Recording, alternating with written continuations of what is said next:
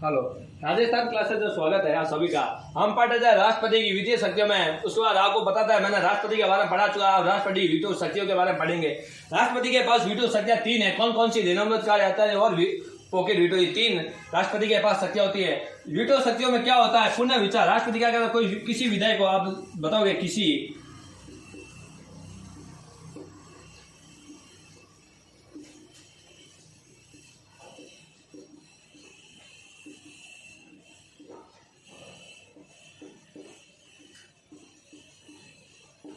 लौटाना। इसमें क्या राष्ट्रपति किसी विधेयक को पुनः विचार हेतु क्या लौटाता है और निष्ठा पास का राष्ट्रपति को सुरक्षित रखता है। राष्ट्रपति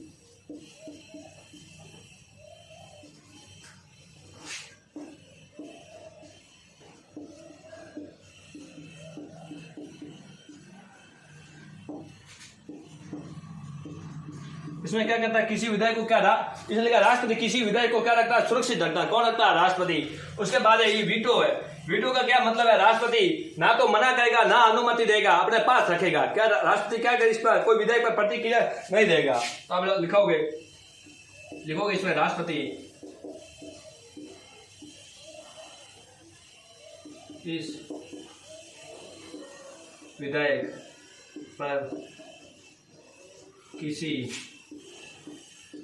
प्रकार की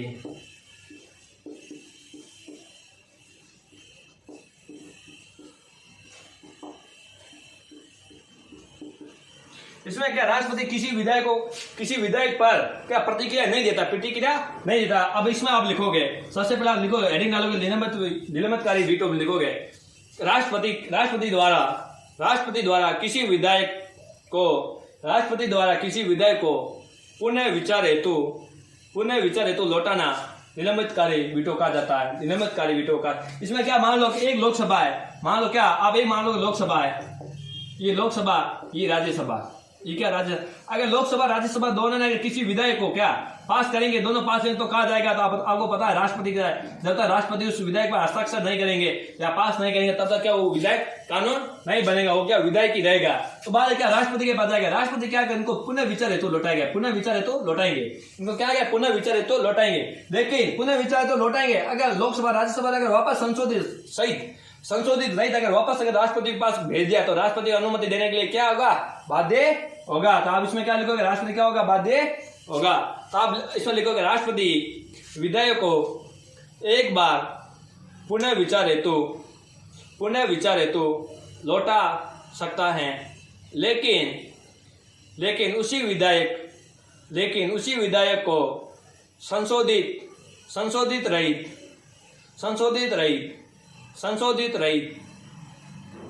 रहित राष्ट्रपति को वापस भेजा जाता है तो राष्ट्रपति अनुमति देने के लिए बाध्य हैं।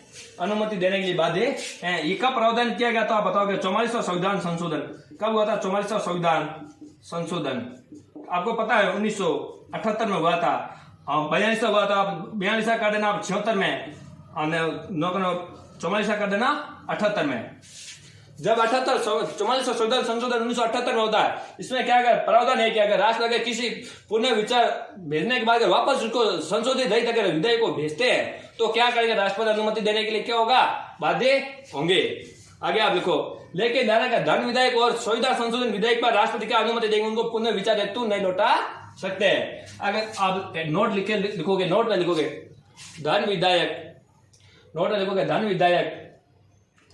धन विधेयक या संविधान संशोधन विधेयक राष्ट्रपति की पूर्व अनुमति के बाद सदन में रखा जाता है। इसलिए राष्ट्रपति उन्हें वापस या पुनः विचार हेतु नहीं लौटा सकता है। राष्ट्रपति उन्हें पुनः विचार हेतु लौटा नहीं सकता है। अगर संविधान संशोधन या धन विधेयक है, क्या उन दोनों का अगर रखने के लिए पहले राष्ट्रपति की अनुमति तो लेनी पड़ेगी। अगर राष्ट्रपति उनमें अनुमति लेते हैं, उसके बाद अगर राष्ट्रपति पास जाएंगे, राष्ट्रपति अनुमति तो लेकर रखा है, तो राष्ट्रपति उन्हें क्या करें? पुनः विचार हेतु क्या कर वापस नहीं लौटाएगा। इसको क्या कर वापस नहीं लौटाएगा। कौन नहीं लौटाएगा? राष्ट्रपति, क्योंकि पूरी अनुमति से राष्ट्रपति की पूर्ण अनुमति द्वारा रखा गया।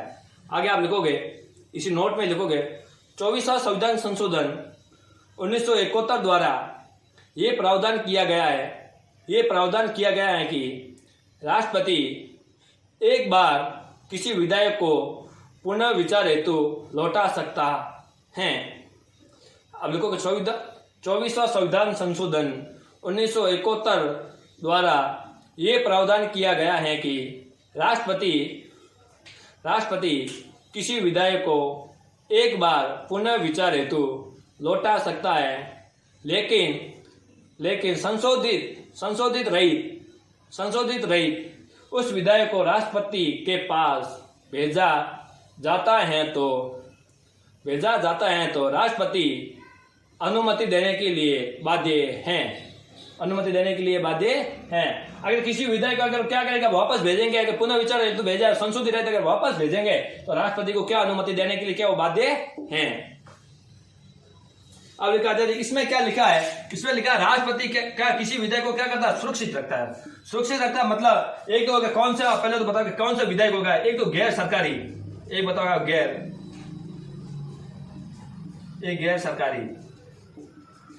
गैर सरकारी विधेयक, एक तो होगा गैर सरकारी विधेयक, और एक होगा कोई अगर मान लो पिछली सरकार द्वारा कोई विधेयक रखा गया है, अगर सरकार चेंज हो जाती है तो अगर वो विधेयक रखा गया वो क्या करेगा, राष्ट्रपति अपने पास क्या करेगा, सुरक्षित रखेगा। कौन रखेगा, सुरक्षित, राष्ट्रपति द्वारा उसको विधेयक को क्या करेगा, सुरक्षित रखेगा। तो आप इसमें लिखोगे राष्ट्रपति द्वारा किसी विधेयक पर, देखो राष्ट्रपति द्वारा किसी विधेयक पर अपनी अनुमति को सुरक्षित रखता है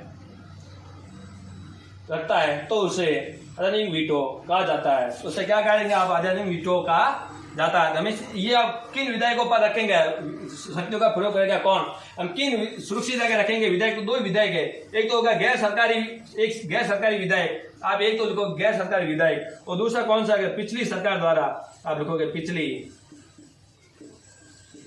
सरकार द्वारा रखा गया विधेयक। यह क्या, पिछली सरकार द्वारा कोई विधेयक रखा गया, उसको अगर नई सरकार बनती है तो क्या उस विधेयक को क्या करेगा, राष्ट्रपति सुरक्षित रखेगा। इस विधेयक का एक बार ही प्रयोग हुआ था, लगभग 1954 में हुआ था। उस टाइम राष्ट्रपति थे डॉक्टर राजेंद्र प्रसाद। उस टाइम इस विधेयक का, इसका वीटो का क्या प्रयोग हुआ था, एक बार हुआ है, और इसका भी एक बार हुआ है, इसका भी एक हुआ। उस टाइम राष्ट्रपति थे ज्ञानी जैलेंद्र सिंह थे। उस टाइम लगभग ये 1986 की बात है, 1986 में उस टाइम इसका प्रयोग किया गया। इसका क्या है, 1954 में हुआ था। इस 1954 में एक बार प्रयोग हुआ है, 1954 में एक बार ही प्रयोग हुआ है। उस टाइम राष्ट्रपति थे कौन, डॉक्टर राजेंद्र प्रसाद। उसके बाद लिखोगे पॉकेट वीटो। पॉकेट वीटो में क्या, राष्ट्रपति इस विधेयक पर क्या कोई प्रतिक्रिया नहीं देंगे, ना तो मना करेंगे, ना उनको क्या अनुमति देंगे, नहीं तो उनको पुनः विचार तो लौटाएंगे। ये तीन चीजें नहीं करेंगे। क्या करेंगे, अपने पॉकेट है, पॉकेट मतलब अपनी जेब में रखेंगे। तो आप लिखोगे पॉकेट वीटो में लिखो, जब किसी विधेयक पर राष्ट्रपति द्वारा कोई प्रतिक्रिया नहीं दी जाती है तो उसे पॉकेट वीटो कहा जाता है। पॉकेट, इसमें लिखो ना तो स्वीकार करना, आगे लिखो ना तो स्वीकार करना, ना मना करना, या पुनः विचार हेतु नहीं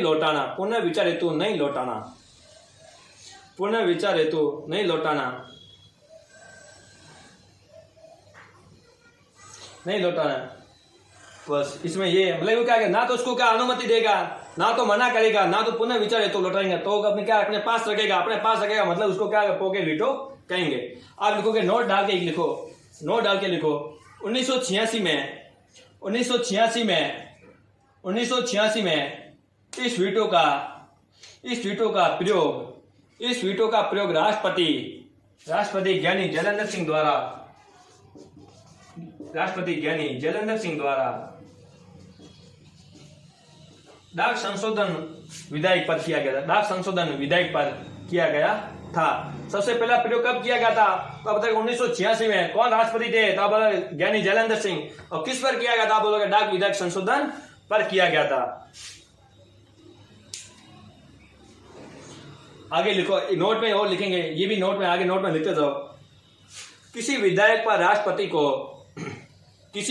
राष्ट्रपति को कितना समय में स्वीकार या अनुमति देंगे स्वीकार या अनुमति देंगे, इसके लिए संविधान में कोई प्रावधान नहीं किया गया है। अगर राष्ट्रपति के पास कोई अगर विधेयक जाता है, उसके बाद कोई समय नहीं है कि 2 दिन में पारित करे, 3 दिन में करे, 4 दिन में करे। ये संविधान में कहीं पर भी प्रावधान नहीं किया गया कि उसको 2 दिन में क्या करना है, स्वीकार करना है या क्या है स्वीकृति दे या तो क्या देंगे पुनर्विचार हेतु लौटा दे, बल्कि ऐसा संविधान में नहीं लिखा गया है। आप ये नोट कर लो। अब एक नोट लगाओगे, नोट में लिखोगे क्वालिफाई वीटो, नोट लगाओ, नोट लिखो क्वालिफाई वीटो। इसमें लिखोगे क्वालिफाई वीटो, लिखोगे भारतीय राष्ट्रपति के पास, लिखोगे भारतीय राष्ट्रपति के पास, इसमें लिखोगे भारतीय राष्ट्रपति के पास क्वालिफाई वीटो नहीं होता है। भारतीय राष्ट्रपति के पास क्वालिफाई वीटो नहीं होता है।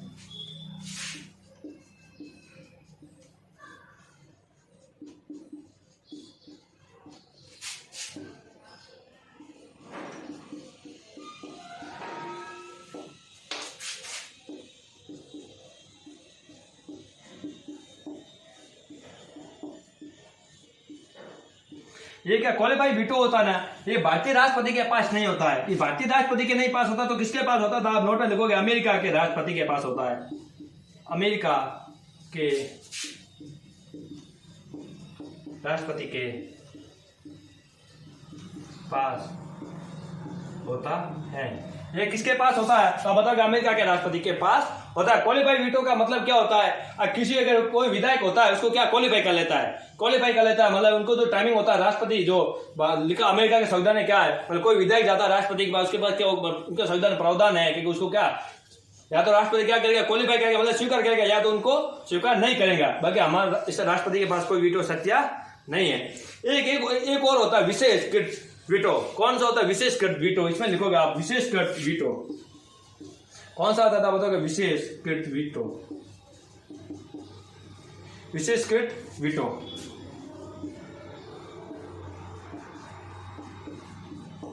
इसमें आप लिखोगे, इसमें लिखो जो विधायकों द्वारा उच्च बहुमत से जो विधायकों द्वारा उच्च बहुमत से निरस्त किया जाता है।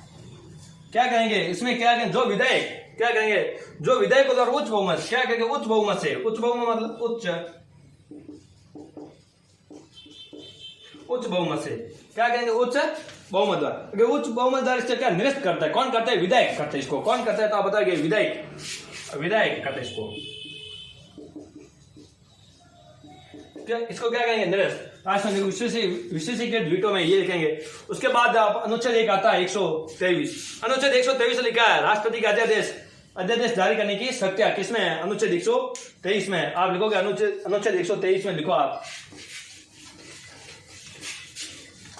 अनुच्छेद 123 में लिखो राष्ट्रपति के अध्यादेश जारी करने की शक्तियां। अनुच्छेद 123 में इसमें लिखोगे राष्ट्रपति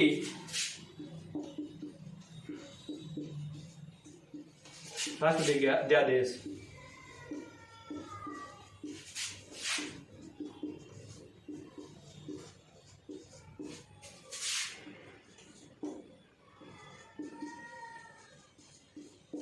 इसने क्या लिखा? राष्ट्रपति के अध्यादेश जारी करने की शक्ति। अनुच्छेद किसमें? 123 में। तो आप लिखोगे अध्यादेश जारी करना राष्ट्रपति की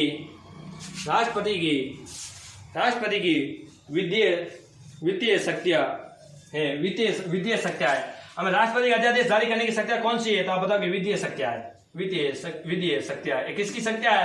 राष्ट्रपति की। हम पढ़ रहे हैं यही शक्तियां पढ़ रहे, राष्ट्रपति वित्तीय शक्तियां पढ़ रहे हैं। इसमें क्या राष्ट्रपति का अध्यादेश जारी करने की शक्तियां क्या है? वित्तीय शक्तियां है।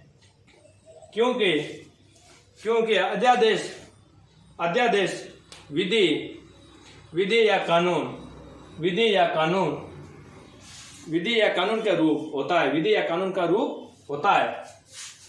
यह अध्यादेश क्या होता है? विधि या कानून का रूप ही होता है। बाद में अध्यादेश आगे जाके क्या बन जाता था? कानून बन जाता है। कोई अगर राष्ट्रपति या राज्यपाल, अध्यादेश राष्ट्रपति और राज्यपाल दो ही जारी कर सकते हैं।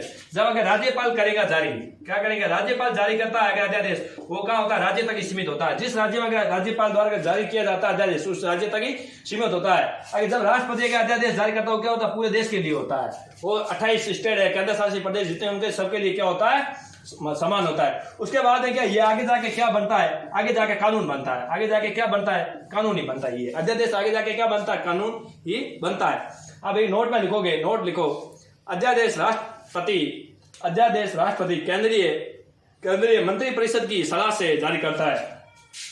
अगर अध्यादेश राष्ट्रपति जारी करेगा, अगर अध्यादेश जारी करेगा तो केंद्रीय मंत्री परिषद की क्या सलाह लेनी जरूरी, केंद्रीय मंत्री परिषद की सलाह पर जारी करेगा। अगर मान लो कोई मंत्री परिषद वहां आपातकालीन कोई ऐसी स्थिति हो जाती है, अगर वहां मंत्री परिषद नहीं है तो ये बात राष्ट्रपति का जारी तो कर देगा अध्यादेश। उसके बाद जब मीटिंग होगी, मतलब अध्यादेश वहां होगी, बैठक होगी, तो बैठक में क्या उनको मंत्री परिषद अगर उनको दे दी स्वीकृति है, सलाह देती है, तो क्या हो जाएगा, वो तो अध्यादेश जारी हो जाएगा। जब तो उसको जो टाइमिंग होता है 6 माह से ज्यादा नहीं रख सकते इसको, 6 माह से ज्यादा रखेंगे इसको तो बाद मंत्री परिषद की क्या लेनी पड़ेगी, सलाह पर आगे बढ़ा सकते।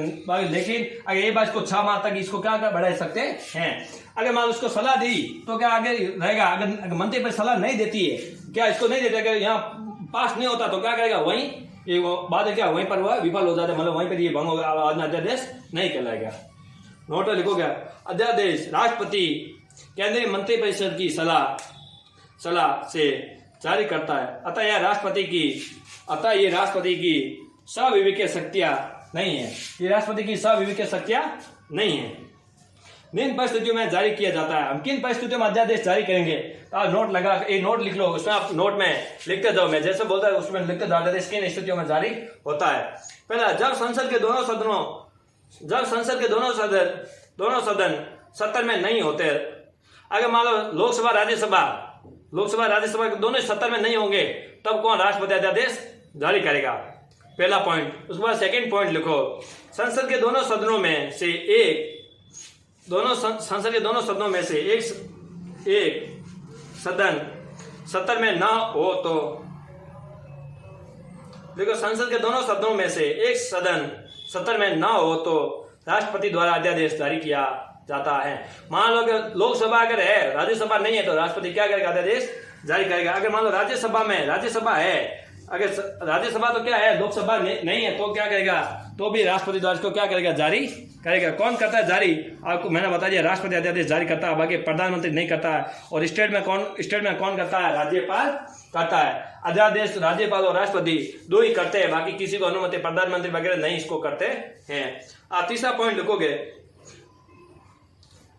लिखोगे, ऐसी कोई स्थिति उत्पन्न हो गई कि कानून बनाना जरूरी है। अगर कोई ऐसी स्थिति उत्पन्न हो जाती है कि कानून बनाना जरूरी है, तो क्या करेगा, राष्ट्रपति अध्यादेश जारी करता है। तो आप बताओगे, कुछ ऐसी परिस्थिति उत्पन्न हो जाती है जिससे कानून बनाना जरूरी है, तब राष्ट्रपति अपने हस्ताक्षर से एक अध्यादेश जारी करता है। उसे अध्यादेश कहा जाता है। अगर मान लो कोई ऐसी स्थिति उत्पन्न हो गई, वहां कानून बनाना जरूरी है, तब क्या कहेगा, मंत्री परिषद तो बैठक तो हो नहीं पाएगी, तो क्या कहेगा, राष्ट्रपति अपना सिग्नेचर करेगा, एक बार अध्यादेश जारी तो कर देगा, एक बार उसको क्या जारी कर देगा। उसके बाद मंत्री परिषद बैठक होगी, उस टाइम वो रख देंगे अध्यादेश, जो भी जारी किया अध्यादेश उसको वापस मंत्री परिषद में रख लेंगे। आगे लिखो, संसद दोनों सदनों की बैठक शुरू होने के 6 सप्ताह देखोगे, संसद के दोनों सदनों की बैठक शुरू होने के 6 सप्ताह के भीतर पारित होना आवश्यक है। अगर जो अध्यादेश जारी करेगा, संसद के दोनों सदन की बैठक होगी, 6 सप्ताह के अंदर क्या इस अध्यादेश को पारित करना जरूरी है। अध्यादेश पारित नहीं हो जाएगा तो ये विफल हो जाएगा अपना आप। अगर पारित नहीं होगा तो अपना भी क्या हो जाएगा, विफल हो जाएगा। उसके बाद ये कानून नहीं बनेगा, ये कानून क्या करेगा, नहीं बनेगा,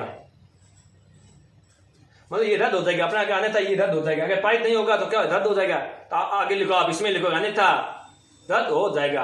अगर पारित नहीं होगा तो क्या हो जाएगा, रद्द हो जाएगा। आगे, अध्यादेश की अधिकतम अवधि 6 माह, अधिकतम अवधि कितनी है, 6 माह और 6 सप्ताह हो सकती है, 6 माह और 6 सप्ताह हो सकती है। तो आप इसमें बताओगे अध्यादेश जारी करने की कितनी, आप बताओगे टाइमिंग क्या है। पहला तो आप लिखोगे 6 माह और 6 सप्ताह। छह सप्ताह इसकी अधिकतम है अवधि। अगर 6 सप्ताह तक ही क्या करेगा, ये अध्यादेश रहेगा। उसके बाद अपना आप क्या हो जाएगा, अगर मान लो कि जरूरी और है अध्यादेश को रखेंगे तो अगर क्या करेंगे, केंद्रीय मंत्री परिषद की बैठक में इसको वापस रखेंगे, केंद्रीय मंत्री परिषद द्वारा इसको वापस पारित करेंगे, तब ये वापस हो जाएगा लागू, नहीं तो वो रद्द हो जाएगा वहीं पर। आगे लिखो, एक विषय पर कितनी भी बार अध्यादेश जारी किया जा सकता है।